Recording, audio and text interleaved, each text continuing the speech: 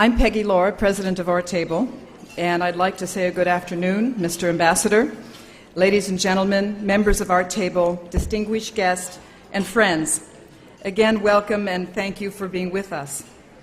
If there's a theme today, it feels like Aerial Asia. Aerial because of our wonderful new digs high in the sky over Columbus Circle, and Asia for the obvious celebration of today's distinguished honoree, Vishaka Desai, and Asia itself as a percolating and continuing force of importance in the world of the arts, the world economy, and our national policy.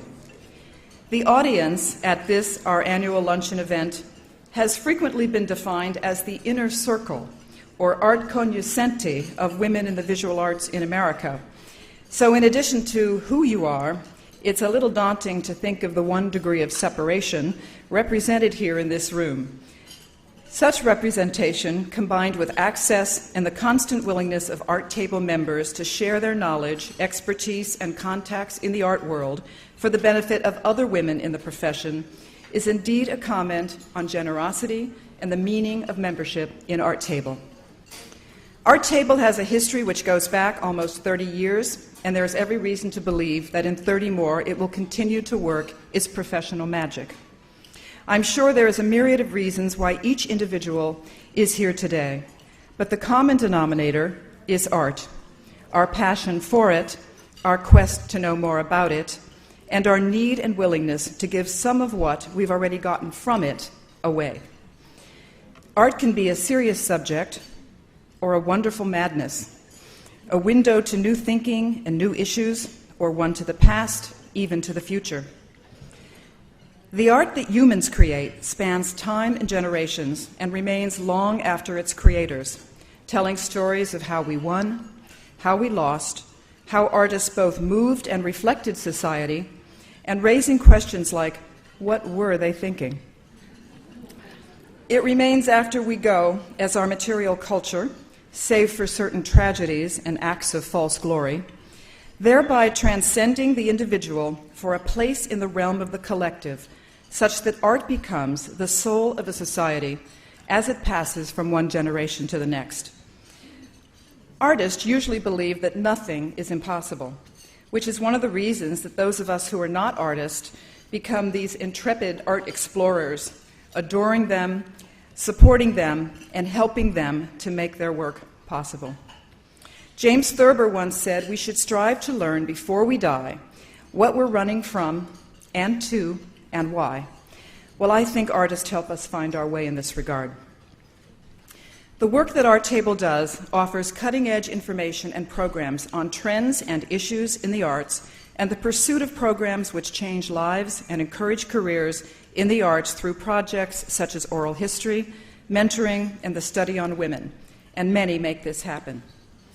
Now, you know, this is not an easy organization to get into. It's not easy for a woman, but it's impossible for a man. And there are many men who have tried, so far unsuccessfully, and we do love them for it. But despite this failure of acceptance, they continue to support ArtTable by their presence at these luncheons and in a host of other supportive ways.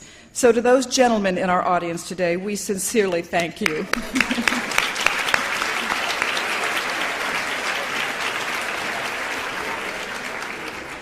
That's always the sort of big elephant in the room, and she's now gone out. And so in that context, I would like to welcome our new members. I think we have about 25 here today. If you could just wave to us so that we can welcome you to ArtTable. Where are you? Welcome.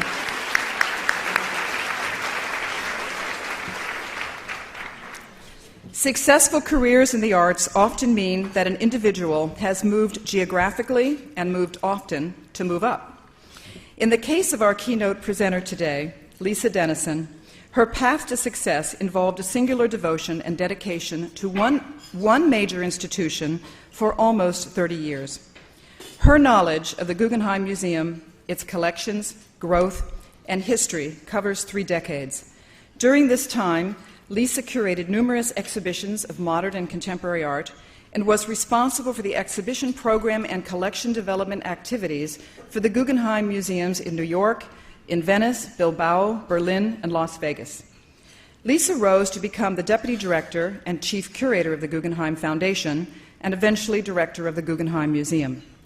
Recently, she decided to move slightly east of the Guggenheim Museum over to York Avenue. A short distance, but a leap of a move. I'm reminded of Neil Simon's quote, Lisa, when he said, if no one ever took risk, Michelangelo would have painted the Sistine floor.